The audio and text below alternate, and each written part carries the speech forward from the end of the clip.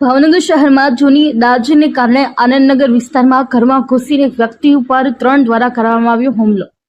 ભાવનગર શહેરમાં ફરી એકવાર જૂની અદાવતના કારણે હુમલો બન્યો છે।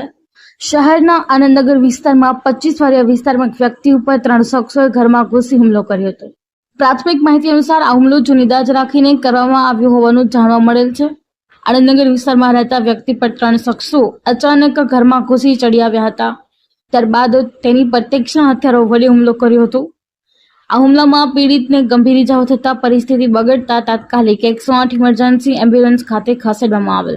હુમલાખોરો અને પીડિત વચ્ચે જૂની અદાવત હતી। આ જ અદાવતને પગલે હુમલો કરવામાં આવ્યો હોવાનું માનવામાં આવે છે। ઘટનાની જાણ થતાં જ ભાવનગર શહેર પોલીસે તાત્કાલિક ઘટનાસ્થળે દોડી આવી હતી। પોલીસે હુમલાખોરોની ઓળખ માટે તપાસ શરૂ કરી છે અને પીડિતના નિવેદનના આધારે આગળની કાર્યવાહી હાથ ધરાશે। આનંદનગર વિસ્તારમાં બનેલી આ ઘટનાથી લોકોમાં ભયનો માહોલ સર્જાયો છે। પોલીસ દ્વારા કડક કાર્યવાહી કરવામાં આવશે।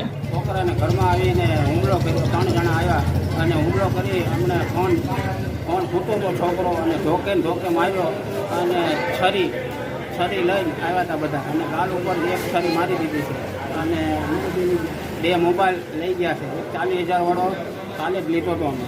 જૂની અદાવત પહેલાં હતી અમારે, પછી એ અહીંયા ઘોઘાઘાટમાં અમે સમાધાન કરી નાખ્યું એની આગળ મારોવાળા 3 નામ યાદ છે?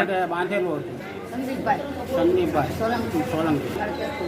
અમારે કેસ કરવાનો છે અને આવી રીતે ઘરમાં ગરી અને નુકસાન કર્યું। પંખા બધું તોડી નાખ્યું। ધોકા લઈ લઈને 3 ઘૂસી ગયા ને 3 ભાગી ગયા।